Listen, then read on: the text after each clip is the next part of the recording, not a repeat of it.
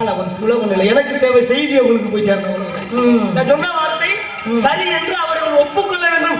அதற்காக என் கொட்டையும் கட்டையும் ஆளாட பேசிக்கிட்டே இருப்பேன். அதான் என் பொறுப்பு. அப்ப பாருங்க, அப்ப ஒன் சைடு ஆம்லேட் கேப்பா ஒன் சைடு ஆம்லேட், அதே போல முழுசா கேப்பா, கலக்கணி கேட்பாங்க. இதெல்லாம் இருந்து வருகிறது.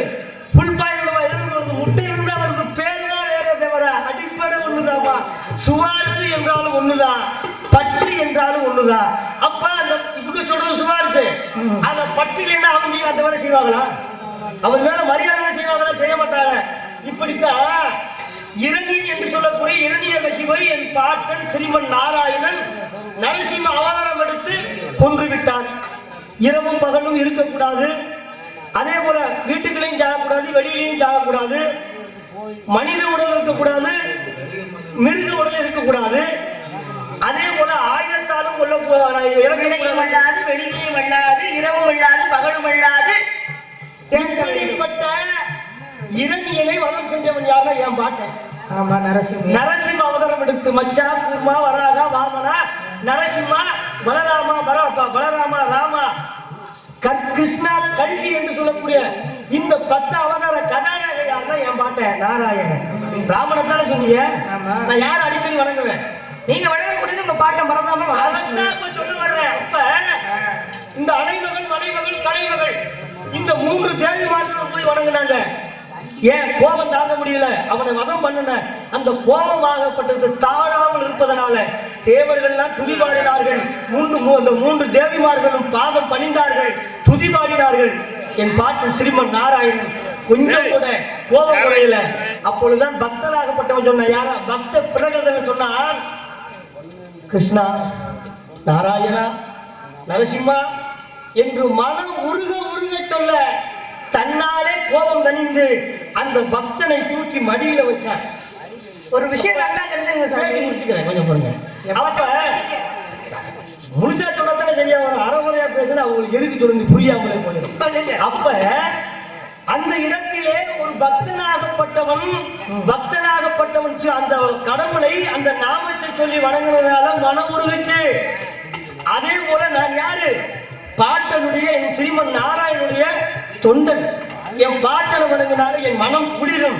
அந்த தன்மையை உணர்ந்து நீங்க பாருங்க என்று நான் சொன்னா நீங்க குற்றச்சாட்டுக்குள்ள வரீங்களே. குற்றச்சாட்டு நீங்க வேற விதத்துல ஏதாவது சொல்லுவீங்கன்னா கூட நான் அதை ஏற்றுருப்பேன். நீங்க இந்த அலுவலகம்னு சொல்லி கலெக்டருக்கு ஒளிய பத்தியலா இப்ப நடக்கக்கூடிய அநீதியை பத்தி நான் எடுத்து சொல்ல வேண்டிய சூழ்நிலை வந்தது.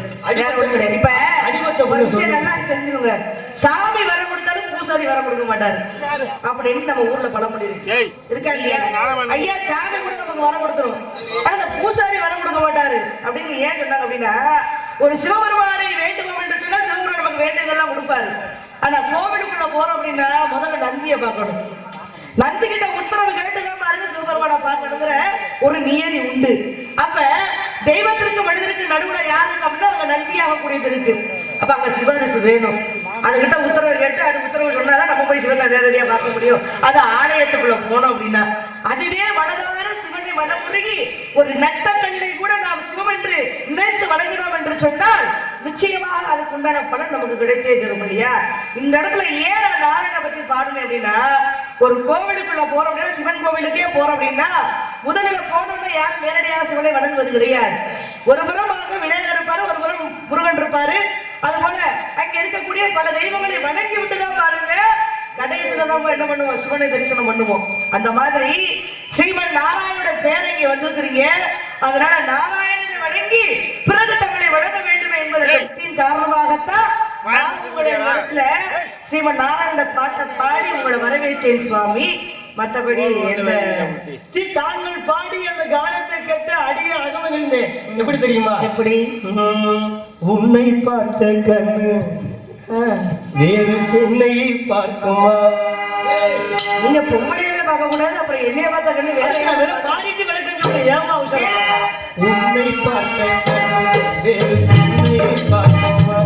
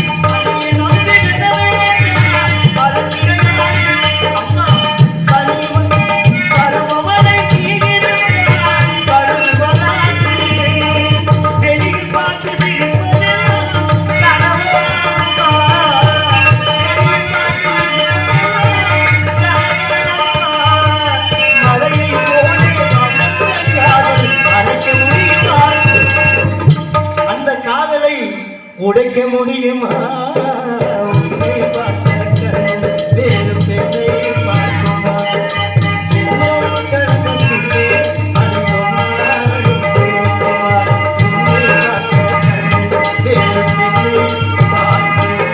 வேறு பெண்ணை பார்க்குமா எப்படி தப்பா சொல்லுங்க ஆனா நீங்க வச்ச பொருளை நீங்க மாட்ட எலினா அப்படிதானே இல்லம்மா அதனால என்ன பார்த்த பெண்ணு நீங்க என்னைய தான் பார்த்தாங்க ஆமா இந்த வேற யாரையும் பார்க்க முடியாது இந்த இடத்திலே எத்தனை பெண்கள் காவல் செய்து கொண்டிருக்கிறார்கள் அங்கெல்லாம் போனா ஏன் முகல போற அளவுக்கு அங்க விஷயம் இல்ல அப்படி சொல்ல தகுதி இல்ல தரம் இல்ல அழகு இல்ல அறிவு இல்ல ஆற்றல் இல்ல உங்களுக்கு அத்தனை இருக்கு குறையே இல்லாம அப்படிங்கிறீங்க அதனாலதான் உன்னை பார்த்த கண்ணு வேறு பெண்ணை பார்க்குமா எண்ணம் அடுத்தது என்ன சொல்ற எண்ணம் கலந்த பின்னே அதை சொன்னாலும் கேட்குமா இதுக்கு என்ன அர்த்தம் அப்படின்னா என்ன மாதிரி காசி மாலைய போட்டுக்கிட்டு கப்பரோடு ஏங்கிக்கிட்டு நெத்தியில பட்டை அடிச்சுக்கிட்டு கழுத்துல கொட்டைய போட்டு தலையில மொட்டை போட்டு வந்திருந்தீங்கன்னா அந்த பாட்டை நான் பாட மாட்டேன் எவ்வளவு அழகாக நிக்கிறீங்க பாருங்க தலையில பாருங்க அழகா தொங்குது முன்னு முன்னு நகங்க அது பாருங்க மீனாட்சி அம்மனோ இல்லை இந்த பெண்ணோ என்று நானே சந்தேகப்பட்டு விட்டேன் மேல பார்த்து அதுக்கு கீழே பார்த்து பாருங்க மூக்குத்தி பூ மேலே காத்து உட்கார்ந்து பேசு அது மட்டுமா காதுல பாருங்க தொங்குது இந்த நகை இப்படி ஒரு பெண்மணி அலங்காரமாக இருந்தால் அதுக்கு அர்த்தம் என்ன தெரியுமா பிள்ளை ஏதோ ஒருத்தர் மேல நினைச்சு மனசை விட்டுருச்சு இது எல்லோருமே தெரிந்து கொள்ள வேண்டும் இங்க கருத்து சொல்ல சொன்னாங்க அடியில கருத்து இருந்தா தான் உலகம் மதிக்குமா அவங்க வந்தவள சாமி கருத்தோடு பேசணும்னாங்க அவங்க கருத்தை விரும்பக்கூடிய ஊர்னு தெரிஞ்சுக்கிட்டேன் ஆமா ஏன்னா எவ்வளவுதான் கோடி ரூபாய்க்கு வீடு கட்டினா கூட அடுக்கல வந்து கருப்பாத்தான் அடுப்படி கருப்பு தானே தத்துவம் உங்களுக்கு கருப்பு இருக்கிறது அந்த பெண்ணுக்கு தான் தெரியும் அடியில கருப்பு இருக்கிறது யாருக்கே தெரியும் நீங்க ஏன் அடியிலே போறீங்க இல்லம்மா இல்ல அடி அந்த அடுப்படி கீழே தானே அதுக்கு சொல்ற வேற என்ன இப்பெல்லாம் அடுப்படி மேல வச்சுட்டாங்க அப்பதான் கீழே இருந்துச்சு அந்த காலத்துல நீச்சு தண்ணி கேட்டா நாங்க சௌரியத்துக்கு மேல தூக்கி வச்சாங்க அதைத்தான் சொல்றேன் எப்பொழுதும் நாகரிகம் அன்னைக்கெல்லாம் வந்து ஆட்டு உரல் ஆட்டுச்சு என்னையா ஆட்டு ஒண்ணு ஆட்டுச்சு சும்மா கிடந்து மாவை தாங்கிறது இப்ப அது இல்ல ஆட்டு ஒண்ணு அதுவாக மேல இருக்குது கீழே சுத்துறது கூட அதுதான் அதுக்கு பெரிய பார்க்கத்தான் அப்படி தெரியும் அன்னைக்கு கண்டதியா சுத்துறதுதான் பாருங்க கீழே இருக்கிறது பார்க்கும்போது நமக்கு அப்படித்தான் தெரியும் ஆனா விஷயம் ஆதி காலத்துல என்ன நடந்துச்சு அதான் அங்கே நடக்குது பார்வைகள் தான் பாருங்க பார்க்கும்போது வேறு விதமா தெரியுது உள்ள போய் பார்த்தோம்னா தான் தெரியும் ஏன்னா உள்ள கருத்து இருக்கா இல்லையா உள்ள போய் பாக்குற தகுதி எனக்கு இல்லாம நீங்க தான் மேல வாப்பிக்க கீழே வைக்க அப்புறம் உள்ள போய் பார்க்க மாட்டீங்களா என்ன உள்ள யாருக்கிட்ட கதை நான் வீட்டுல போகலையா நீங்க 52 கட்டிங்க உங்களுக்கு தெரியாதா நீங்க தான் யாரும் அனுமதி இல்லாம அந்த புறத்துக்கே போக முடியவர் ஆயிடுச்சு அட போவேன் அதுக்காக கீழே போய் பார்க்கலாமா இப்பதான் கீழே பார்த்து மேல பார்த்தேன் நீங்க நான் எப்போதுமே மேல பார்த்து சொல்றேன் கீழே ஆமா ஆமா அது பாக்குறவங்க பார்த்தாக்கா சரியா வர எல்லா பேரும் பார்த்தா தப்பா போச்சு ஆத்தாடி இந்த ஒரு சாமியாரு ஒரு பொதுநலவாதி இந்த ஆளு போய் கீழே பார்க்கறான்னு சொல்லுவாங்க இல்லையா எப்பொழுதுமே வேலை பார்க்கறதுங்க ஏன்னா சன்மார்க்கம் சகமார்க்கம் சமுத்திர மார்க்கம் தாச மார்க்கம் என்று சொல்லக்கூடிய 4 வகை மார்க்கத்திலே நான் வந்தது ககன மார்க்கம் ககனம் என்றால் ஆகாய மார்க்கம் அப்ப அந்த ஆகாய மார்க்கத்துல வர மேலதானே வருவே கீழே எப்படி பார்ப்பேன் அப்ப கீழே கருத்து இருக்குன்னு எப்படி சொன்னீங்க இல்ல அடியில கருத்து இருக்கு ஆகாயத்து வழியா வந்தீங்க ஆகாசத்துல இருந்து வந்தேன்னு சொன்னீங்க இல்லையா ஆமா ககன மார்க்கமாக வந்தவருக்கு கீழே கருத்து இருக்குன்னு எப்படி தெரியும் கீழே நான் சொல்ல அடியில இட்டடி நோவ அடிங்கிறது எங்க இருக்கு அதான் அந்த எழுத்துன்னு சொல்லக்கூடிய இட்டடி நோவ வட்டில் சுமந்து மருங்க செய்ய கொட்டி கிளம்போ என்று ஊவினாலே திருமணந்தோர் கவி சக்கரவர்த்தி கம்பன் காப்பாற்றுவதற்காக எத்தாய் கலைமகள் அவள் சொன்ன அடியிலே கருத்திருந்தது நான் சொல்றது தமிழ் என்று சொல்லக்கூடிய அடியை சொல்லுகிறேன் உங்க அம்மா செஞ்சது ஒரு பித்தலாட்டம் என்ன அதுக்கு இவ்வளவு பெரிய ஒரு கவியை சொல்லி அந்த அம்மாவை பெருமைப்படுத்துறாரு காப்பாற்றுறதானே சும்மா இருக்க காப்பாத்தல யார காப்பாத்தணும் நீங்க எவ்வளவு யார காப்பாத்தணும் இப்ப நான் உங்களை காப்பாற்ற வந்திருக்கேன் யாரு என்னைய காப்பாத்துறது இருக்கட்டும் நீங்க முதல்ல உங்க அம்மா செஞ்சது சரியா எவ்வளவு நீங்க தவறு செஞ்சாலும் கம்பனை காப்பாத்துறது முதல்ல சரியா? சரிதான். கம்பே தவறு பண்ணிட்டாரு. தவறு பண்ணா பெத்த தாயோட கடமை என்ன? முதல்ல தவறை சுட்டி காட்டணும். தவறை சுட்டி காட்டு, அதற்கு பிறகு பிள்ளைக்கு நல்ல அறிவுரையை சொல்லி அதுக்கப்புறம் பிள்ளையை திருத்தணும். ஆனா இந்த அம்மா அவர் செய்த தவறுக்கு உடந்தையாக என்ன பண்ணாங்க அப்படின்னா, அந்த அம்மா அந்த விஷயமே இல்லாதது போல புதியதாக ஒரு விஷயத்த சொல்லி அந்த அம்மா அவரை காப்பாத்தினாங்க. ஏன்னா கம்பர் எழுதுகின்ற பொழுது பாருங்க, தும்மின்னு ஒரு வார்த்தையை எழுதிவிட்டாரு. தும்மின்னு வார்த்தை எழுதுகின்ற பாருங்க, அரசவையில அங்க இருக்கக்கூடிய ஒட்டக்குத்தல் தும்மிங்கிற ஒரு வார்த்தையே கிடையாது. கம்பர் எப்படி தும்மிங்கிற வார்த்தை சொன்னா, இதுக்கான இலக்கண பொருள் எனக்கு தெரிஞ்சாகணும், நாளைக்கு அரசவையில அரசராகக்கூடிய இதுக்குண்டான விளக்கத்தை சொல்லணும்னு சொல்றாரு. இவர் வாரம் தும்மின்னு தெரியாம எழுதி விட்டோம். எந்த இலக்கணத்திலும் எந்த புத்தகம் எதுலையுமே இதுக்குண்டான விளக்கங்கள் கிடையாது என்று நேரடியா போய் அந்த கலைவாணி கிட்ட போய் ஓன்னு அழுகிறாரு. அம்மா, நான் தவறு செய்து விட்டேன், தெரியாம தும்மின்னு ஒரு வார்த்தை எழுதிட்டேன், இதுக்கான விளக்கத்தை நான் கொடுக்கவில்லை என்று சொன்னால் நாளைக்கு அரசு என்னையே தலையை வெட்டிடுவானே, நான் என்ன செய்வேன்னு சொன்ன உடனே இந்த அம்மா என்ன பண்றாங்க, கம்பா நீ செய்தது தவறுன்னு கூட இந்த அம்மா சொல்லல. தவறுன்னு சொல்லிட்டு கூட அந்த அம்மா அவரை காப்பாத்திருக்கலாம். இந்த அம்மா என்ன பண்ணாங்க, அரசர் நகர்வலம் வருகின்ற வேளையில சிறு பிள்ளைகளை எல்லாம் கூடி அமர்ந்து கொண்டு இந்த அம்மா என்ன பண்றாங்க அப்படின்னா, மோர் கடைகின்ற பொழுது பிள்ளைகளா தள்ளி உட்காருங்கள், துணி தெரிக்க போகுதுன்னு இந்த அம்மா சொல்ல. அப்ப துணி என்ற வார்த்தைக்கு பதிலாக துணின்னு எழுதிட்டாரு யாரு, கம்பராகக்கூடியவர். அப்ப அரசர் வருகின்ற வெளியிலே துணி தெரிக்க போது தள்ளி உட்காருங்க சொன்ன உடனே அப்பதான் அரசர் வர்றது. ஆக ஒரு மோர் கடையக்கூடிய பெண்ணாக கூடியவள் துமிங்கிற வார்த்தையை பயன்படுத்துகிறார்கள் சொன்னால், புலவனாகிய கம்பன் எழுதியது பிள்ளை இருக்குமோ, கண்டிப்பான முறையில் இருக்காது என்று சொல்லி அன்று காப்பாற்றப்பட்டார் கம்பராக கூடியவர். உங்க அம்மா சொல்றது நியாயமா? நெற்றிக்கண் திறப்பின் குற்றம் குற்றம் சொன்னா மனுஷ பையன் சொன்னாங்க இல்லையா? நக்கிர யார சொன்னா? சிவபெருமான சொன்னா. ஆனா யாரு? கலைவாணி சரஸ்வதி கம்பன் செய்த குற்றத்தை மறைத்து துமி என்ற பொருள் உண்டு என்று எடுத்து காட்டாளா இல்லையா? அப்ப அது தவறா இல்லையா? அவன் சொன்னது வேறு, என் தாய் சொன்னது வேறு. என்ன வேறு வேறுனாலும் தப்பு தப்பு தானே. ஏன்னு கேளுங்க, தாயாகப்பட்டவள் எப்படி இருக்கணும் தெரியுமா? எப்படி? பிள்ளையை காட்டி கொடுக்க கூடாது. இப்ப சுதி என்பது மாதா, தாளம் என்பது பிதா. உண்மைதானே? சுதி கலைஞ்சு பாடுனா ஊர்ல தெரியாது, ஆனா தாளம் கலைஞ்சு பாடினோம்னா தெரிஞ்சு போயிடும். அப்ப தாயாகப்பட்டவள் காட்டி கொடுக்க மாட்டா, தகப்பேன் காட்டி கொடுத்துருவான். என் பிள்ளை தப்பு செஞ்சுட்டான், அவன் தான் தகப்ப. அதுக்குதான் ஒரு பழமொழி சொல்லுவாங்க, காத்தா பெத்த குஞ்சு கருங்குஞ்சா இருந்தாலும் அதன் குஞ்சு பொன் குஞ்சு தான். அப்ப பெத்தவள் எவ்வளவுதான், அப்ப குடிகார பிள்ளையா இருந்தாலும் கூட வந்து அன்றாட அடிச்சு தாய்கிட்ட இருக்கக்கூடிய பணத்தை வாங்கிட்டு, அப்படித்தான் ஒருவன் வாங்கிட்டு போனா. யாரு? அருணகிரிநாதன் என்ன பண்ணான் தெரியுமா? பிறந்து வளர்ந்து அழகான காளையர்களாக மாறி இருந்த உடனே எல்லா பெண்களையும் நாசம் செய்து மோசம் செய்து உடன் பிறந்த சகோதரியையே இச்சைக்கு உடம்பு கொடுங்க ஞானம் பிறந்து என்ன பண்ணா, ஐயோ நான் தவறு செய்து விட்டேன்னு சொல்லி கோபுரத்தை வந்து கீழே விழுக போன. அந்த தவறு செய்வதற்கு முன்பு தாயாகப்பட்டவள் என்ன செஞ்சா தெரியுமா? என்ன பண்ணா? புள்ள கேட்கும் போதெல்லாம் எடுத்து கொடுத்தா. அது கொடுத்தனால கெட்டு போனாரு. உத்தமை என்று சொல்லக்கூடிய பெண்ணாகப்பட்டவள் சொல்லி பார்த்து அப்ப கொடுத்தா. ஏன்? பெத்த உள்ள ஒரு பிள்ளை நிலையா இருக்கு, ஆம்பளை பிள்ளை, அதனால கேட்டதெல்லாம் கொடுத்ததுனால ஆகா பிள்ளை சொத்து சுகம் வீடு வாசம் ஆடி மன ஓடி ஒவ்வொரு சம்பாதிச்சது அத்தனை இழந்துட்டானே பொம்பளையால. இனி இருந்தா என்ன, பிள்ளை சொல்லு கேட்கல, பெண்களுக்கு அடிமை ஆகிட்டா.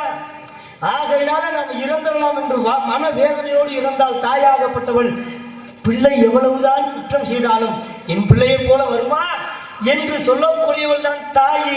அப்படி அதுக்கு காட்டி கொடுத்தா அவ தாய் அல்ல, அவதான் பேயினா. என் தாய் கலைவாணி கம்பனை காட்டி கொடுக்காத காரணம் அவதாய தாய்மை உள்ள படைத்தவள். அவன் நினைச்ச ஒரு நிமிடம் காட்டி கொடுக்க முடியாதா? ஏன் காட்டி கொடுக்கல? தாய் பிள்ளையாக நினைத்து விட்டாள். அது போல நீங்க எவ்வளவுதான் தப்பு பண்ணாலும், அவன் பிள்ளை தப்பு பண்ணா மூடி மறைச்சா அவன் நல்லதாகி தெரியல. என்னமா மூடி மறை, ஒரு பிள்ளை தவறு செய்தால் மூடி மறைத்தால் அவன் நல்லதாகி நீங்க சொல்றீங்களா? அப்புறம் எதுக்கு பழமொழி சொல்றீங்க? தாயை போல பிள்ளை நூலை போல சேவன் எதுக்கு? அதுக்கு மட்டும் உதாரணத்தை கொண்டு போய் ஏன் பொம்பளை கொண்டு போய் வைக்கிறீங்க? உங்களுக்கு தகுந்த மாதிரி நீங்க உங்களுடைய பழமொழிகளை உங்களுடைய இலக்கணத்தை நீங்க மாத்திக்கிறீங்க. ஒரு இடத்துல உங்களுக்கு தேவைன்னா பெண்களை உயர்த்தி பேசுறீங்க, ஒரு இடத்துல தாழ்வு குறைவாக இருந்தா ஒரு பிள்ளை அநியாயம் பண்ணிச்சு பிள்ளை சரியா வளர்க்கணும்னு சொல்லுவாங்க. தாய் வளர்ப்பு சரியில்லைப்பா, தாயை போல பிள்ளை நூலை போல சொல்லி சும்மா சொல்லி வச்சாங்க. அம்மா சரியா இருந்தா பிள்ளை நல்லா இருக்கு, தாய்க்குடைய வளர்ப்பு நல்லா இருந்தா பிள்ளை நல்லா வளர்ந்துருக்குமே சொல்லி அன்று பெண்ணை சுட்டி காட்டுகிற நீங்க இன்னைக்கு தாயாக கூடியவன் தவறு செய்தாலும் பிள்ளையை காப்பாற்றக்கூடிய எதை எடுத்துக்கிறது மனுஷன்? இப்ப நீங்க சொன்னதும் சரிதான். உங்க வழிக்கு நான் வர்றேன். என் வழிக்கு வாங்க. ஜாதியில 4 வகை ஜாதி பெண்மணி. சரி, அத்தினி, பத்தினி, சித்தினி, பதிமணி. பதிமணி. இப்ப முதல் ஜாதியின் தன்மை என்ன தெரியுமா? என்ன? தன் கணவனை தவிர மற்ற ஆடவனை ஏறெடுத்து கூட பார்க்க மாட்டான். யாரவ? அவதான் முதல் ஜாதி பெண். அத்தினி. ஆமா, சரி. முதல் ஜாதி பெண். சரி. இரண்டாம் ஜாதி எப்படி தெரியுமா? தன் கணவனை தவிர மற்றவர்கள் எல்லாம் தந்தையாகவும் அண்ணனாகவும் தம்பியாகவும் நினைக்கிறாளோ, எவன் நினைக்கிறாளோ அவளுக்கு இரண்டாம் ஜாதின்னு பேர். சரி. மூணாம் ஜாதி என்ன தெரியுமா? என்ன? ஒருத்தனை விரும்பவே மாட்டா மனசார.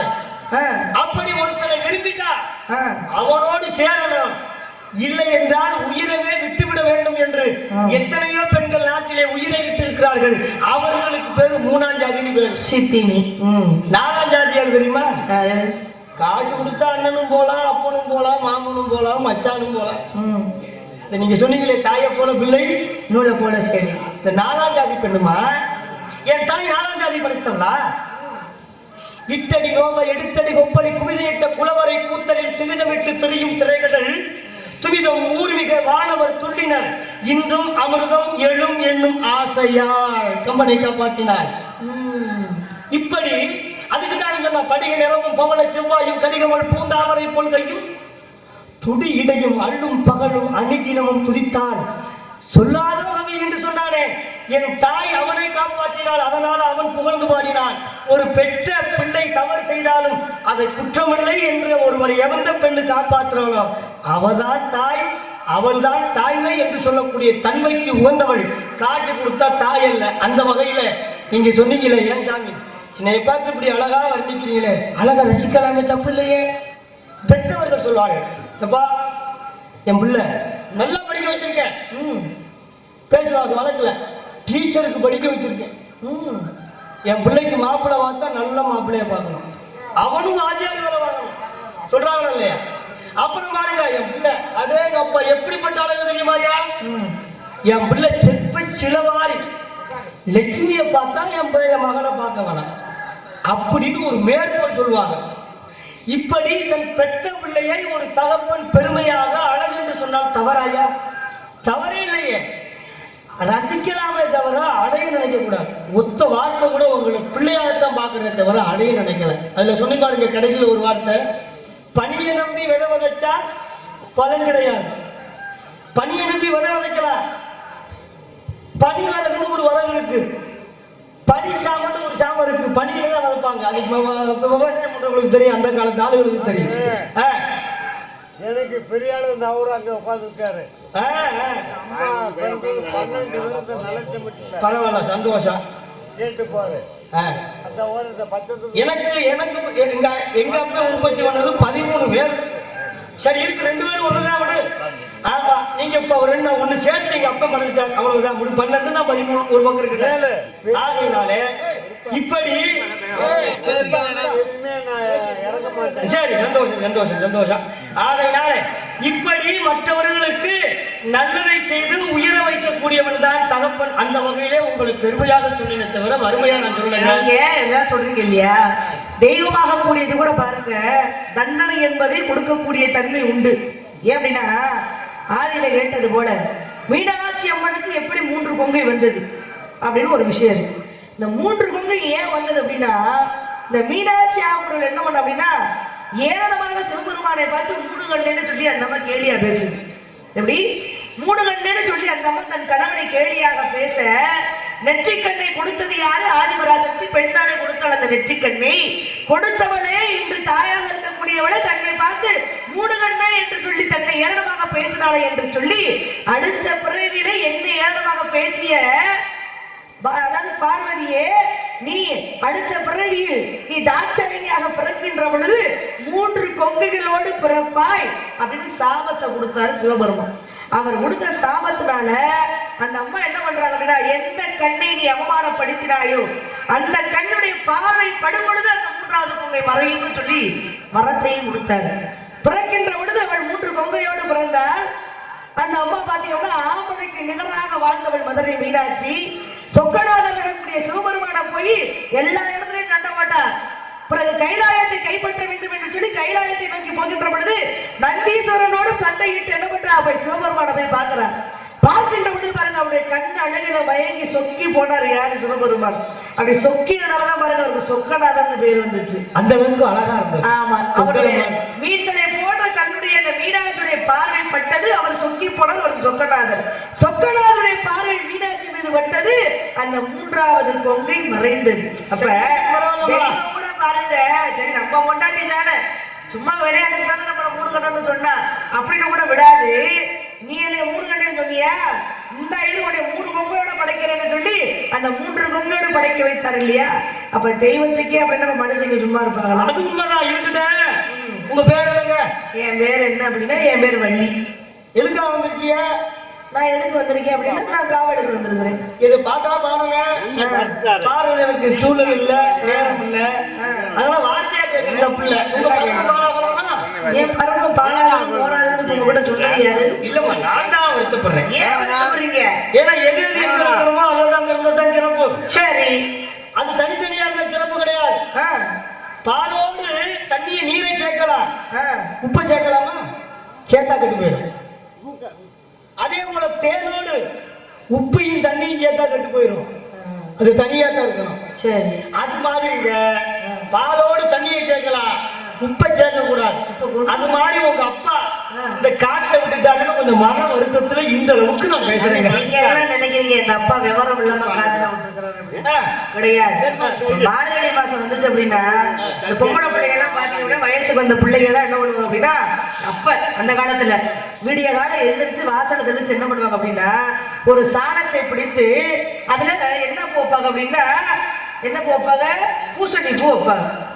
அப்ப அதில் ஏன் வைக்கிறாங்க, எத்தனையோ பூ இருக்கும் பொழுது ஏன் பூசணி பூ வைக்கிறாங்க அப்படின்னா, எங்க வீட்டுல வயசுக்கு வந்த புள்ள இருக்கு, அதனால பெண்ணு கேட்டு வராங்க வாங்கங்கிறதுக்காகத்தான் அந்த மார்கழி மாசத்துல விடிய காலையில பொம்பளை பிள்ளைங்க எழுந்து வாசனை தெளிச்சு கோலம் போட்டு அந்த சாணத்துல என்ன பண்ணுவாங்க அப்படின்னா அந்த பூசணி பூவை வைப்பாங்க. என் வீட்டுல பூப்படைஞ்ச பெண் இருக்கா, பூசணி பழுத்து இழக்கிறது வந்தவர்கள் பற்றி பெண் கேட்டு என்னுடைய வீட்டில் உள்ள பிள்ளைய மனம் பிடிச்சிட்டு போகாங்கிறதுக்காக வைப்பாங்க. அதே அருகம்புல்ல வச்சாங்க அப்படின்னா எப்பயுமே சாணத்துல புழுவோ பூச்சியோ வரவே வராது. ஏன்னா அருகம்புல்லுக்கு அப்படி ஒரு சக்தி உண்டு. அப்ப அருகம்புல்லை வைக்கிறபோது எங்க வீட்டுல காளையன் ஒருவன் இருக்கிறார், பெண் கேட்பவர்கள் அதாவது ஆண் கேட்பவர்கள் கேட்கலாம் என்பதற்காகத்தான் இங்க பூசணி பூவையும் அருகம்புல்லையும் வைக்கிறாங்க. எங்க அப்பா ஏன் பரணம் வச்சு என்னை மேல ஏற விட்டு பார்த்திருக்காரு தெரியுமா? ஏழை விட்டு பார்த்துட்டானா நாராயணா? நல்ல ஒரு விஷயம் கவனிச்சு, உலகத்துல முதலில் பெற்ற பிள்ளையை ஏற விட்டு பார்ப்பது தாய் தந்தருக்குமே சிறப்பு உண்டு. சரி, ஏன்னா முதல்ல தகப்பனாக கூடியவன் தன்னுடைய பிள்ளைகளை தோடிலே ஏற்றிக்கொண்டு இதுதான நான் உலகம் என்று உலகத்தை முதலிலே அதாவது குழந்தைக்கு எடுத்து காட்டக்கூடியவன் யாரு? முதல்ல தோல்ல ஏற விட்டு உலகத்தை பார்க்க சொல்றது அப்பா இருக்கா இல்லையா? அதுக்கப்புறம் கல்வி எடுக்கக்கூடிய அறிவினை நம்முடைய அறிவித்தலை ஏற்றக்கூடியது யார் அப்படின்னா இரண்டாவது ஏற்றி விட்டு பார்க்கக்கூடியது நம்முடைய ஆசானாக கூடியவர்கள். இப்படி வாழ்க்கையில பாத்தீங்கன்னா ஒவ்வொருத்தரும் பாருங்க மனிதனாக கூடியவர்களை அந்த குழந்தை பருவத்திலிருந்து இளமை பருவம் வரை ஒவ்வொருத்தரும் ஏணிப்படிகளாக ஏற்றி விட்டுதான் ஒவ்வொருத்தரும் வாழ்க்கை பயணத்தை தொடர்கிறார்கள் என்று சொன்னால், இந்த இடத்துல எங்க அப்பா ஏணி அமைத்து என்னை பறன் அமைத்து ஏற விட்டு இந்த இடத்துல நிக்க வச்சு அழகு பார்க்கிறார் அப்படின்னா, என் வீட்டுல வயசுக்கு வந்த பிள்ளை இருக்கு, என் பிள்ளை ஆனந்தம் சொல்லி என் பிள்ளை அந்த காட்டுல கட்டிக்கிட்டு கிடக்கு, பெண் கேட்பவர்கள் வந்து கேட்கலாம் என்ற அந்த விதிமுறைப்படியாகத்தான் எங்க அப்பா பறன் அமைச்சு இங்க அனுப்பி இருக்கிறாரு. தவிர எங்க அப்பாவோட விவரம் இல்ல அப்படின்னா ஆனந்தோடு பறன் நீங்க கூப்பிட்டனாலங்க நீங்க இப்ப எனக்கு மாப்பிளை பார்த்துட்டு வந்திருக்கிறீங்க. சும்மா எங்க அப்பா குறை சொல்லக்கூடாது. எங்க அப்பாவுக்கு அறிவு கிடையாது, எங்க அப்பா என்னை காட்டுல விட்டு போனாரு, எங்க அப்பா காட்டுல விட்டு போனாரு சொல்லக்கூடாது. பிள்ளைக்கு எவ்வளவு ஒரு ஞானம்னு பாருங்க. அப்புறம் எவ்வளவு அடேங்கப்பா இப்படித்தாங்க இருக்கலாம்.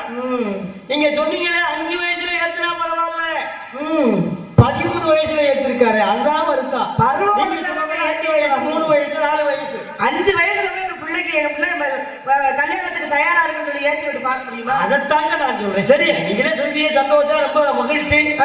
நீங்க அழகா நான் மாப்பிள்ளையை பார்த்துக்கணும்னு சொல்லிட்டீங்க. மாப்பிள்ளையை தான் பார்த்து வந்திருக்கேன். நான் கேட்ட கேள்வி சொல்றேன். யார் தருக்கத்துக்கு வரல சொல்றேன் எல்லாமே இங்க வைப்பறேன். சிவபெருமானும் பார்வதி எங்க ஒற்றுமையாக இருக்கிறாங்க. இருக்க ஆமா சொல்றேன் ஐயா, அது பெருசு இல்ல. இந்த பிள்ளைக்கு மாப்பிள்ளையை கட்டி வைக்கணும். அதான் எனக்கு பெருசு. அதுதான். ஆமா, இதெல்லாம் எனக்கு பெருசா. அதுக்காக தான் பிள்ளைய வந்து மாப்பிள்ளைய அம்மா ரெண்டு பேரும் ஒரே உடம்புல இருக்கிறாங்க. ஒரே உடம்புல பாரியம் தான் கொடுத்து வச்சிருக்காரு.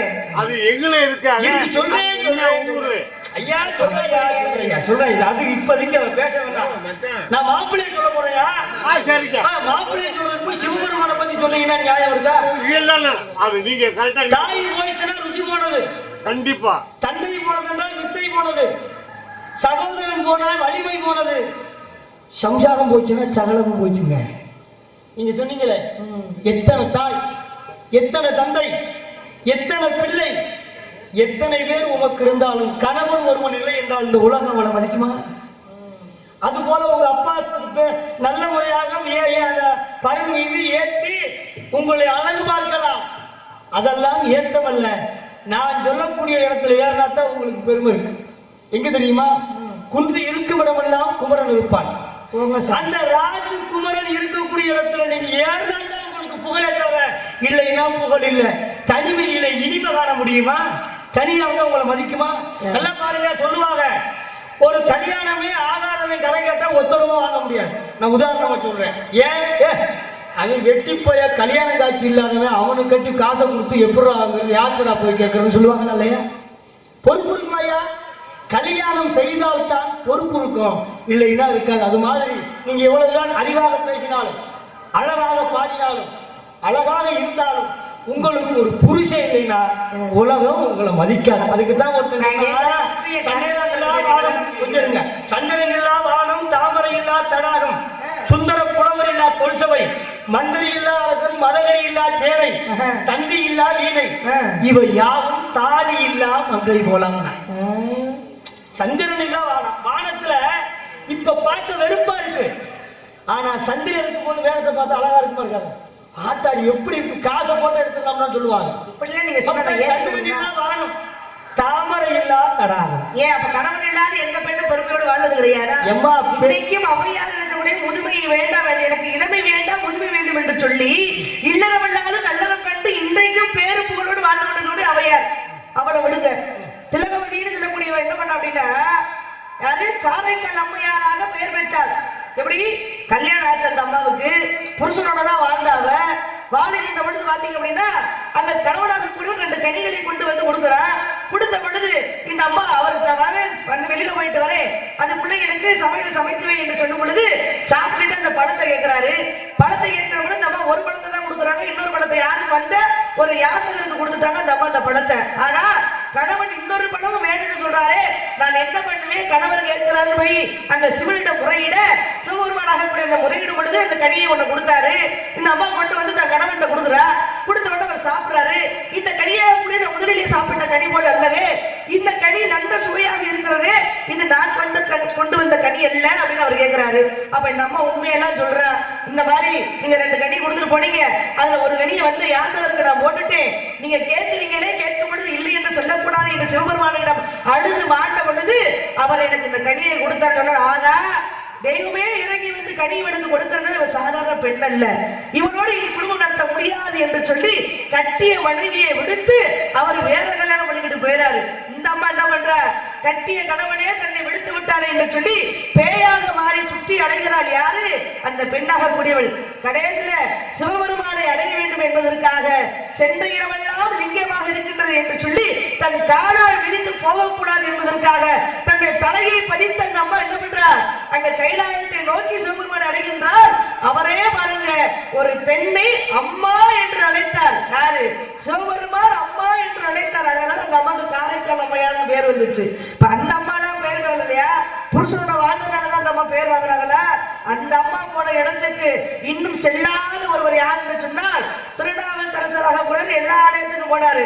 ஆனால் அந்த அம்மா தன்னுடைய தலையை பதித்து அந்த இடத்துக்கு போனதுனால இன்று வரைக்கும் அந்த ஆலயத்திற்கு அவர் செல்லவில்லை என்பது ஒரு கூற்றாக இருக்குது. நான் ஏன் சொல்ல வரேன் அப்படின்னா, கல்யாணம் ஆனாதான் ஒரு பெண்ணுக்கு சிறப்பு என்று சொன்னால் கல்யாணம் ஆகாத பெண்களுக்கு சிறப்பு இல்லையா சாமி? எனக்கு கல்யாணம் வேணாங்கிறேன். நான் அதுக்கு தகுதி வேணும். அப்ப தகுதி இல்லை எனக்கு. அதுக்கு தானே இவ்வளவு ஒரு கட்டை கொட்டை ஆடணும். கொஞ்சம் பொறுங்க. அதுக்கு அவையார பத்தி பத்தி சொன்னீங்கல்ல, ஆ, ஔவையார் எப்படி வந்தா தெரியுமா? எப்படி வந்தா? காவி உடை அணிந்து கையிலே ஓலைச்சுவடியை வைத்து எழுத்தாணியை ஓலைச்சுவடியை வைத்து கம்ப பிடிச்சுக்கிட்டு நெத்தியில பட்டையை அடிச்சுக்கிட்டு கழுத்துல கொட்டையை போட்டுக்கிட்டு பழனியப்பா பழனியப்பா சினிமாவுல வந்தது, அவ வந்தது வேறு. ஏன்னா இப்படி பாடி முருகனை வழிபட்டு கடவுளுக்கு நிகரா வாழ்ந்தவ ஆடை அலங்காரத்தை விரும்பல. அப்படி விரும்பியிருந்தா ஏதாவது ஒரு ஆண்மகன் அவளை விரும்பியிருப்பான். அவளும் இல்லறத்துக்கு முற்பட்டு ஒரு குழந்தையை பெற்றிருப்பாள். அவ வந்த காட்சி கோலத்தை பார்க்கணும் இல்லையா? அப்படியா இருக்கு? எப்படி இருக்கு? இப்ப காரைக்கால் அம்மையாரை பத்தி சொன்னீங்க. கடவுளோடு இருக்கின்ற பொழுது உங்களை மாதிரி சீவி சிங்காரிச்சு நெத்தி நிறைய பொட்டு வச்சு நான் கூட தான் பாடுனேன். சஷ்டி நோக்க சரவண பவன் சொல்லக்கூடிய பாட்டு நான் கூட தான் பாடுனேன். இருமா என்ன இருமா? அப்ப அந்த நீங்க சொன்ன அந்த காரைக்கால் அம்மையார் புனிதவதி என்று சொல்லக்கூடிய பெண்ணாகப்பட்டவள் கணவனை திருமணம் செய்வதற்கு முன்பும் புனிதவதியத்தான் திலகவதியை ஏதோ ரெண்டு ஒண்ணுதான் திலகம் தீட்டினால் திலகவதி. இங்க மதுரையில தன்னுடைய வயிற்று வலிக்காக தன்னுடைய தம்பிக்கு எடுத்து கொடுத்தவள் திருநீரை. அவதான் ஏதோ பேரு பெருசு கிடையாது. இல்ல இருந்தாலும் அவதான் சொல்லக்கூடாது. ஆமா, ஆகையினாலே அப்ப பாருங்க, இப்படி எல்லாம் அவள் தன் கணவனோடு இருக்கின்ற பொழுது இருக்கிறதுக்கு முன்பு இருந்ததுக்கு பிறகு சந்தோஷமா சீவி சிங்காரிச்சு உங்களை மாதிரி அழகா ஆடை அலங்காரம் அணிஞ்சு வந்தா. அது சரி, ஆனா நீங்க அந்த மாதிரி வந்திருக்கீங்களா? அவையாரை போல் போறேன்னு சொல்றீங்களே தவிர அவையார் மாதிரி நீங்களும் நெத்தியில பட்டையை போட்டு வச்சிருக்க, கழுத்துல கொட்டையை போட்டுக்கிட்டு நீங்களும் ஒரு தண்டை பிடிச்சுக்கிட்டு கையில ஒரு ஓலைச்சுவடியை வைத்துக் கொண்டு இதெல்லாம் கூட செய்ய வேணாம். என்ன மாதிரி ஒரு காவி வேட்டி காவி சேலை அணிஞ்சுக்கிட்டு வாங்க. உங்ககிட்ட நின்னா புருஷனை பத்தி சொன்னேன்னா இந்த மடியை பிடிச்சுக்க. ஏயா நான் வரேன், என்னுடைய கோலம் என்ன, என்னுடைய காட்சி என்ன, எனக்கு ஒரு மாப்பிள்ளை வாக்குறோம் சொல்றீங்க. காவி உடைந்து அணிந்து அத்தனை பேருமே வந்து நல்லபடியா தான் இருந்தாங்களா? நான் தெரியாம கேட்கிறேன். கண்டிப்பா. என்னைக்கு காவி உடைய அணியாதவரை கூட நல்லவனா இருந்தீங்க, என்னைக்கு காவி உடைய அணிஞ்சிக்கல அன்னைக்கு தான் பாருங்க அந்நிய ஆக்கிரமணம் பண்ண ஆரம்பிச்சீங்க. அப்ப செய்தவர்கள் எல்லாம் குற்றவாளிகளா? நிஜமான சொல்லுங்க, எடுத்து சொல்வதற்கு யாரெல்லாம் உண்டு சொல்லடா? அப்ப கேட்கிறீங்களா? சொல்வதற்கு நான் தயார், ஏற்றுக்கொள்வதற்கு தாங்க தயாரா? சுந்தர், திருஞான சம்பந்தர், மாணிக்க வாசகர் இவர்கள் எல்லாம் காவி உடை அணிந்திருந்தார்கள். இவர்கள் எல்லாம் கெட்டவர்களா? அவர்கள் காவி உடை அணிந்திருந்தார்களுக்கு ஏதாவது சான்று உண்டா? எங்க நான் கேட்கிறேன். அதாவது காவி உடை அணியக்கூடியவர்கள் யாரு? முனிவர்களும் ரிஷிகளும் தான் காவி உடை அணியக்கூடியவர்கள். எவன் ஒருவன் துறவரம் கூடுகிறானோ அவனே காவி உடையும். அப்படி பார்த்தா அவர்களை துறவரம் பூண்டார்கள் என்று சொல்ல முடியாது. சொல்ல முடியுமா? அவங்க இல்லறத்துக்கு போனார்களா? போனார்களா? இல்லறம் கண்டுதான் நல்லறம் காண முடியும் என்பதுதானே கூற்று. அது அனுபவித்து விட்டு பிறகு வெறுத்து விட்டார்கள். அப்படி பார்த்தா மாணிக்கவாசகர் சொர்க்கத்தை நோக்குகின்ற பொழுது அவர் மானாக அதாவது உருவெடுத்து புணர்ச்சியில் ஈடுபட்டு தான் பாருங்க சொர்க்கத்துக்கு போனாரு. அவர் எப்படி குடும்பத்தில் இருந்துட்டான போறாரு? இல்லறத்தை கண்டுதானே அவர் சொர்க்கத்தை போய் அடைகிறாரு. அப்ப அவரை எப்படி நீங்க துறவின்னு சொல்ல முடியும்? அவன் மனிதன். எதற்காக மனிதனாக பிறந்தோமோ அந்த வேலையை செய்யணும்னு செஞ்சு பழகியிருக்கா. மனிதனாக இந்த உலகிலே ஆண் பெண் என்று இரண்டு பாலினமாக என் அப்பை படைக்கிறார்னா உற்பத்திக்காக படைக்கிறாரு. அதனால இருந்து சென்றது சரிதான். ஆனால் உங்களை மாதிரி அலங்காரமாக இருந்தார்களா? இல்லையே. நீங்கள் இருக்கக்கூடிய தன்மை என்ன? அலங்காரமாக இருக்கீங்க. அதனால அப்படி புருஷே வேணாம், எனக்கு அதெல்லாம் பிடிக்காதுன்னு சொல்றது ஒரு காலம் ஏற்றுக்கொள்ள மாட்டேன். பொட்டிடுவதும் பூயிடுவதும் அது இயற்கைக்கு உண்டான ஒரு விஷயம். இந்த அலங்காரத்தை நீங்க தவறுதலா நீங்க ஏன் பயன்படுத்துறீங்க? அழகு எங்க இருக்கோ அங்க ஆபத்து அதிகமா. உங்களுக்கு அழகு இருக்குல்ல, ஆபத்து எங்களுக்கு வரப்போறது. ஆபத்து இந்த மாதிரி ஆளுங்க யாராவது வந்தா எங்களுக்கு ஆபத்து இல்ல. நாங்க மட்டும் ஜவடை அம்மா எங்களை பார்த்து தான் நிறைய பெண்கள் வந்திருக்காங்க. முனிவரை நம்பி. ஆமா, வேற நம்பி வரல. ஆசிரமா எந்த முனிவராது யாராவது கை கொடுக்க மாட்டாரு அப்படி தானே போறாங்க. பிள்ளையே கொடுத்தவங்க நாங்க தான். ஆமா, நிறைய பிள்ளை கொடுக்குறீங்க. அதனால பெரும்பாலும் உண்டு. அதுக்காக பிள்ளை கொடுக்குறவனா இந்த பிள்ளைக்கு வாழ்க்கை கொடுக்குறவன் யார் தெரியுமா? யாரு? கண்ணன், கடம்பன், கார்த்திகேயன், சரவணன், சண்முகன், சடாச்சகன், ராஜகுமரன், அழகேசன், செந்தில்குமரன், குருதேவன். இவன் இத்தனை பேரை உனக்கு உண்டு. என்ன ஒருவரெல்லாம் கூப்பிட்டு வரீங்க? ஒரு பேரா? என் தலைவர் முருகன் இருக்காங்க. இருக்கிற அப்படி பேரைய கூப்பிடுறீங்க. என்ன விஷயம்? இத்தனை பேரை வச்சிருக்காமா? இத்தனை பேரை வச்சிருக்கான். அவர் இத்தனை பேரை வச்சிருக்காரு. இன்னொரு பொம்பளையே வச்சிருக்காரு. அதை மறந்துட்டு பேசுறீங்க. ஆனா வச்சிருந்தா பேர் வச்சிருக்கிற பிரச்சனை கிடையாது.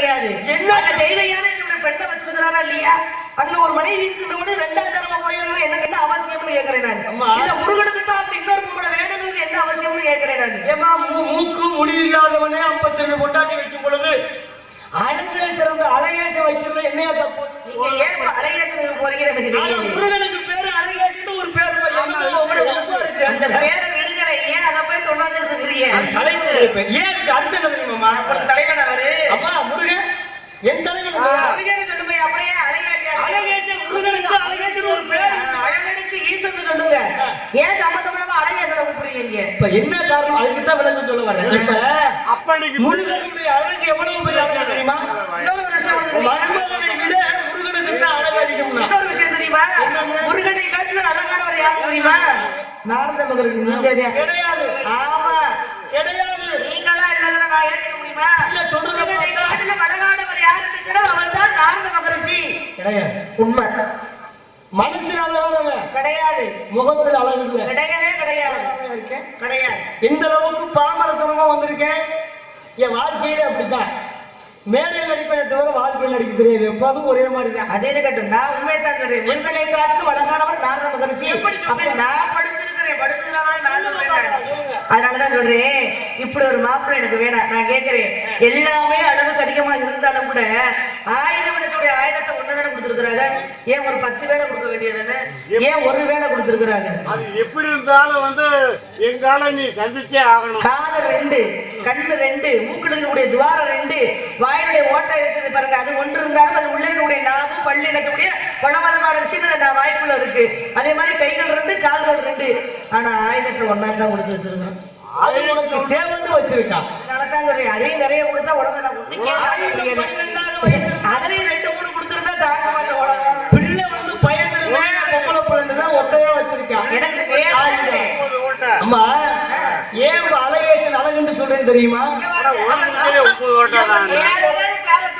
இது தப்பு இல்லமா. செந்தில் குமரன் சொல்ற தப்பா? செந்தில் குமரன் இன்னுமா உங்களோட அம்மா முருகேன்னு சொல்லுங்க. முருகன் அதை விட்டு ஏன் சம்மந்தம் இல்லாம அழகேசன் அது பிறகு சொல்றேன். மூ என்றால் முகுந்தன், மூ என்றால் ருத்ரன், காய என்றால் கமலாசரன். அப்ப மூ என்றால் முகுந்தன் மகாவிஷ்ணு, ரூ என்றால் ருத்ரன் சிவபெருமான். ஆமா சிவபெருமான். காய என்றால் கமலன் அப்ப பரந்தாமன் கமலத்தில் வந்தவன். மும்மூர்த்திகள் ஒன்றாக அமைந்ததனால முருகன் என்று பெயர். அந்த மும்மூர்த்திகள் ஒன்றாக எழுத நீங்க சொல்றீங்க. ஆனா முருகனுடைய முற்பிறவியில யாராக இருந்தார்? யாரு முருகனாக வந்தாரு? முற்பிறவி இப்பிறவி அப்படி சொல்ல முடியாது இல்லையா?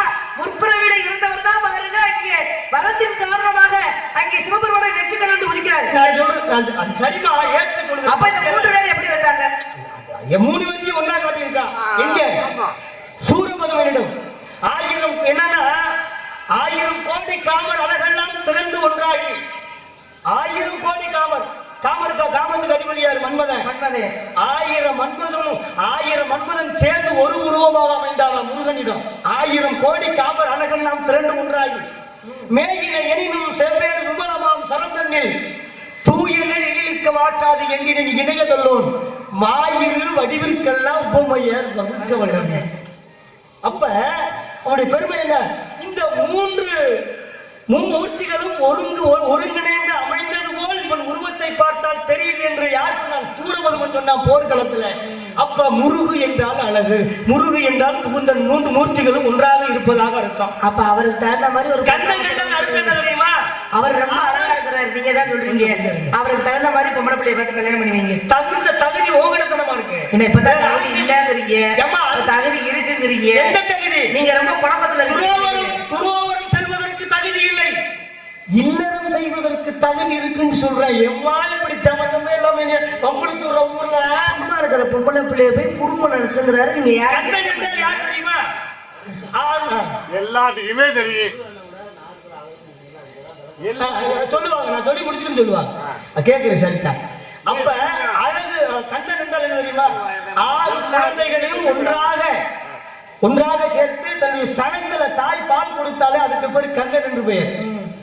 அழகுனா 1000 கோடி காமர் மன்மதன் 1000 மன்மதன் சேர்ந்தாலும் முருகால அழகேச அழகுக்கு நிகர எவனு கிடையாது. சரி, செந்தில் குமரன் ஏன் சொல்லி தெரியுமா? செந்தில் அப்படின்னா என்ன தெரியுமா? யாரை சந்திச்சீங்க? என்னங்க? நீங்க யாரை ஆனா சந்திச்சீங்க? உன்னையத்தான் சொல்லி உங்களை தான் சொல்லிட்டு இருக்கீங்க. என்னமா நீ சண்டைக்கு வர்ற? நீங்க அழகேசல்ல இருக்கீங்களே. அதுக்கு சொல்லி விளக்கம் சொல்லிட்டேன். இப்ப செந்தில் முருகன் ஏன் சொன்ன தெரியுமா? செந்தில் என்றால் சீர்ந்த அர்த்தம், ஒழுக்கமானது. செம்மொழி, செந்தமிழ், செந்திலை இருக்கா இல்லையா? செம்மொழின்னா என்ன? சீரான மொழி, ஒழுக்கமான மொழின்னு அர்த்தம். அது மாதிரி செந்தில் என்றால் சீரானது, அழகு குன்றாதது, அழகு நிறைந்தது. செந்தில் முருகன் என்றால் முருகனுக்கு வருவது. அப்ப அழகாக சீராக அமைந்திருப்பதனால செந்தில் முருகன் என்று பெயர். குருதேவன் ஏன் என்ன தெரியுமா? தேவர்களுக்கெல்லாம் இப்ப அப்பனுக்கு பாடுங்கள் யாரியா? சிவனார் வனம் குளிர உபதேசம் மந்திரம் வெறு செவி மீதிலும் பகல் செய்குருநாதா. ஓதிவித்த நாதர்களுக்கு ஓதிவித்த முனிநான ஓரெழுத்தில் ஆறெழுத்தை ஓதிவித்த பெருமாளேன்னா. அப்ப எல்லாத்துக்கும் தலைவராகவும் இருக்கக்கூடியவன் யார் என்றால் அனிமா, மகிமா, லகிமா, கரிமா, பிரார்த்தி, பிரகாமியம், ஈஸ்வத்துவம், வசித்துவம் என்று சொல்லக்கூடிய அஷ்டமா சித்துக்களை கற்றுக்கொண்டவன் யார் என்றால் சிவபெருமான். அந்த சிவபெருமானுக்கு குருதேவனாக இருந்தவன் யாரு? முருகன். இதுல ஒரு விஷயம் நம்ம தெரிஞ்சுக்க வேண்டியது என்ன அப்படின்னா, எல்லாம் சொல்லக்கூடியது என்னமோ அதுதான். தந்தைக்கே மந்திரத்தை ஓதினார் முருகப்பெருமான் நம்ம சொல்றோம். சிவபெருமானுக்கு தெரியாத மந்திரங்களா இல்ல சிவபெருமானுக்கு தெரியாத வேதங்களா? ஏன்னா தன்னுடைய பிள்ளையாக கூடியது மழலை மொழியில பேசுச்சு அப்படின்னா ரசிக்கக்கூடியது யாரு? தாயும் தந்தையரும் இல்லையா?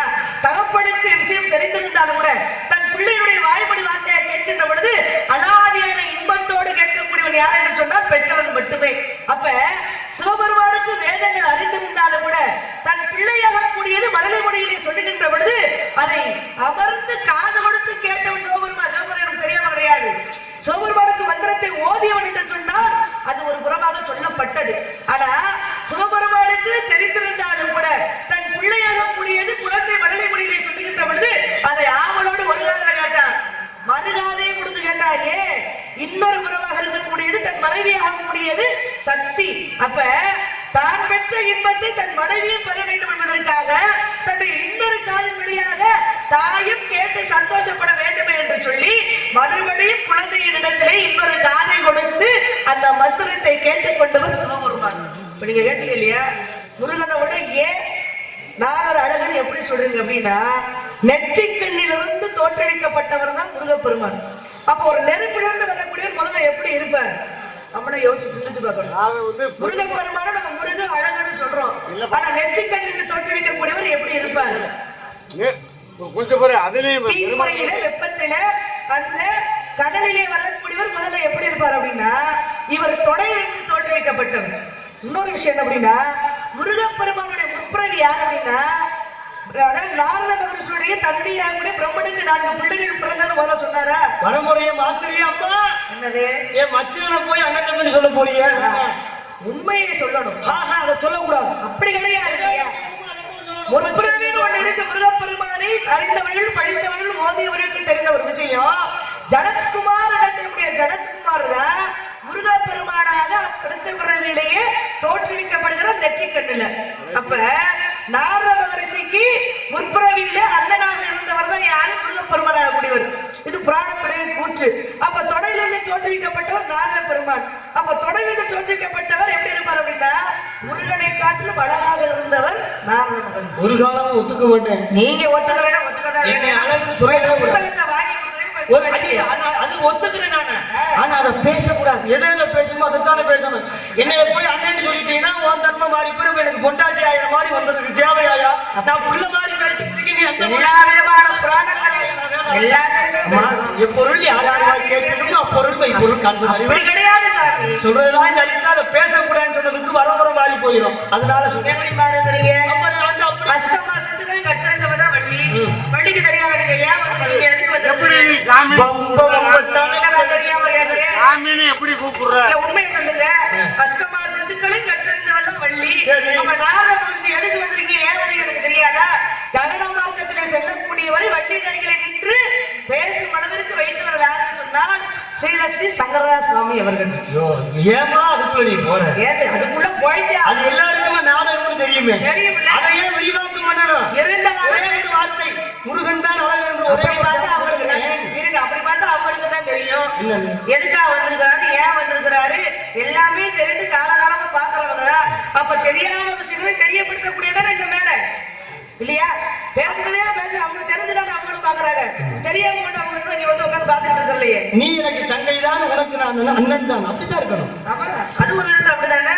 மச்சினி கொழுந்த அப்ப மாத்திரக்கூடாது. என்னுடைய பிறப்புன்ற விஷயம் உங்களுக்கு நல்லா தெரியும். தெரியுமா? தெரியும்ல. தெரிஞ்சாலும் தெரியாத அளவுக்கு பேசுறதா நாடகம். அப்ப அஷ்டமா சித்துக்கள் எல்லாமே தெரியும் என்று சொன்னாலும் தெரியாத அளவுக்கு புதுசா ஒரு நாடகம் போடுறோம் அப்படின்னா தெரியாதவங்களுக்கு அதை சொல்லக்கூடாதுன்னு நான் இதை ஏத்துக்கிறேன். அதுக்காக காலகாலமாக நாடகம் பாக்குறாங்க, எதுக்கு முருகன் வராரு, எதுக்கு வள்ளி வராங்க, எதுக்கு நாடகம் வராரு அப்படிங்கிற தெரிஞ்சு பார்க்கக்கூடியவர்களுக்கு பிராணத்திலே தெரியாத விஷயங்களை எடுத்து சொல்வதுதான் இந்த மேடை. அதுக்காக எல்லாத்தையும் புரியக்கூடாது.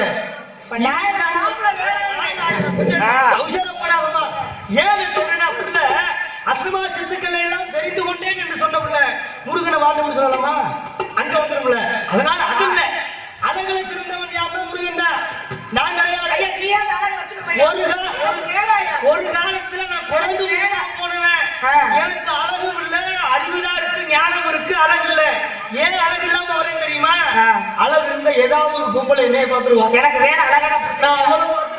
அந்த அழகான புருஷன் நான் பிரம்மச்சாரி என்ற பட்ட அழிஞ்சிருமே என்பதற்காகத்தான் அசிங்கமா வரேன். அழகு இருந்தாலும் நான் நம்பவே மாட்டேன். இன்ன வரைக்கும் பொம்பளை எடுத்து மடியில கட்டிக்கிட்டு திரியிறாரு.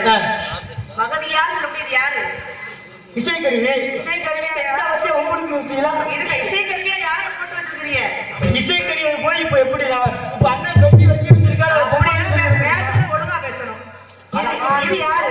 இது யார நீங்க மகதியால போட்டு வச்சிருக்கீங்க? தங்கைன்னு சொல்லுவாங்க. தங்கச்சியே பாருங்க கட்டி தோட்டத்தை போட்டு திரியிறாங்க. தங்கச்சியை தூக்கி தோல்ல வைக்கிறது இல்லையா? இதுதான் நான் சொல்றேன். தங்கச்சி பொம்பளை பிள்ளை இல்லையா? தங்கச்சி நான் கேட்க தோடு கொஞ்சம் வருங்க. பிள்ளை சின்ன குழந்தைய தங்கச்சியை தூக்கி காலுக்கு கீழே வச்சு நரகத்தை கழிக்க விடுங்க. இதெல்லாம் தப்பா? அது மாதிரி ஒரு தங்கச்சி ஒரு வயசு மீறினா தப்பு இல்ல. பெற்ற தகப்பனா இருந்தா கூட நடக்க முடியாத பெற்ற தகப்பனா இருந்தா பிள்ளை பருவத்துக்கு வந்துச்சோம்னா பக்கத்துல என்ன பேசக்கூடாது என்பது விதிமுறை. நடக்க முடியாத பிள்ளையை ஒரு தாயோ தகப்பனோ அண்ணனோ தூக்கி தோல்ல வைக்க இடுப்புல வைக்கிறான்னா அது தப்பாயா? இதையே வச்சிருக்கிறீங்க. ஒரே ஒரு வார்த்தை நான் சொல்லி முடிச்சிடுறேன் ஐயா. முத்தம் என்பது ஒன்றுதான். நல்ல பருவமடைந்த கண்ணிக்கு கொடுத்தா அதுவும் அது காமம் என்ற முத்தம். அதே பெற்ற குழந்தைக்கு முத்தம் கொடுத்தா அது பாசம் என்ற அர்த்தம். முத்தம் ஒன்றுதான், தன்மை வேறு. அது போல தங்கச்சி தான். ஆனா நீங்க சொன்ன மாதிரி கிடையாது. ஒரு வயசுக்கு மீறினா அதை கீழே விட்டுறணும். தூக்கிக்கிட்டே தெரியக்கூடாது. யாரு அதான் சொல்லிட்டீங்க. காட்டுத்தீனை சோலைக்குள்ளே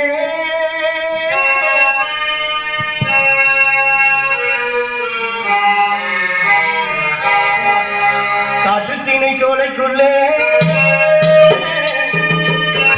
காட்டுத்தீனை சோலைக்குள்ளே அவள் வள்ளிப்பெண்ணே காவல் செய்யும்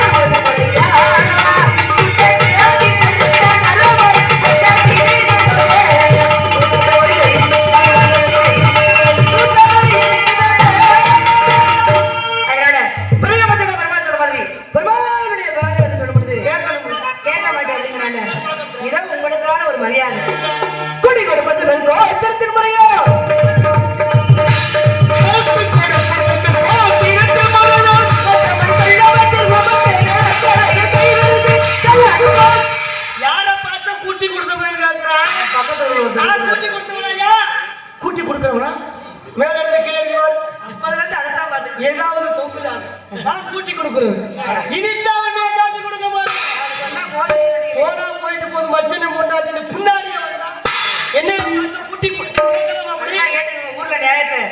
யார் முன்னாடி? மச்சனை மச்சனை முன்னாடி பின்னாடி வராரு அவரு. விளக்குமா? இல்லம்மா புத்திய சொல்லி பின்னாடியே வாரியம் புள்ள போனா போயிட்டு புத்தி போகுது. சுவாசம் பைத்தியம் நீ நீ மாட்டம்னு சொல்றிய என் சொல்ல கேட்டா உனக்கு மூணுமே பருக்கும் எது? என் சொல்ல மறுத்தீங்கன்னா ஏற்கனவே பெருத்ததை பூரா எப்படி குறைக்கிறதுன்னு தெரியாம இருக்கீங்க. ஏம்மா? இது மறுபடியும் மூணு பெருக்குமா? மத்தாதது நல்லது கிடையாது இது. என்னன்னு கேளுங்க உருவம் போன பருவம் போனா உருவம் போகும் ஆ.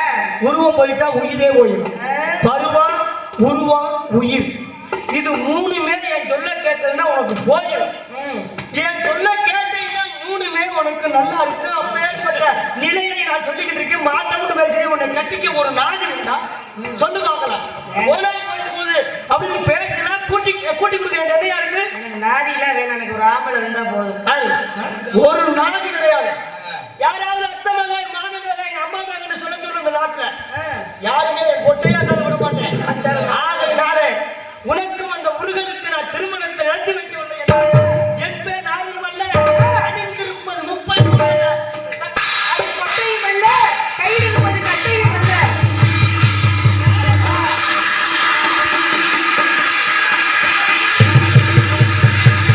ஏய், என்னைய வச்சுக்கிறாங்க. அவரை என்னைய வச்சுக்கிறேன் என்னமா அப்படி அடிச்சு கொடுத்தீங்க என்னவா? வாதபத்திரி விஸ்வாமத்தர் இப்ப வந்த வேலை முடிஞ்சிருச்சு. நான் எந்த வேலைக்கு வந்தாலும் அந்த வேலை சிறப்பே முடிந்தது. என்ன முடிஞ்சுங்கிறிய எனக்கு கல்யாணம் உடனே சண்டை பட்டியா பிடிக்கல நீங்க அதெல்லாம் சும்மா ஒரு வீட்டுக்கு சாப்பிட போறோம், அந்த சாப்பாடு போடுறாங்க போடும்போது இலையில பரிமாறி காய்கறி எல்லாம் வச்சு சாப்பிடுமான்னு சொல்லுவாங்க. சரி. நம்ம ஏன் வேணாங்க சொன்னா ஏன் வளர்ந்த பிள்ளை வளர்ந்த சாப்பிட்டு அள்ளி வைப்பாங்க, கொடுத்த உடனே அள்ளி வைக்கணும் தரம் திங்கி போய் விளையாடுன்னு சொல்லுவாங்களா இல்லையா? ஆத்தாடி அந்த மாதிரிதான். அதனால கந்தா கடம்பா கார்த்திகை கல்வி வேளா எங்க இருந்தாலும்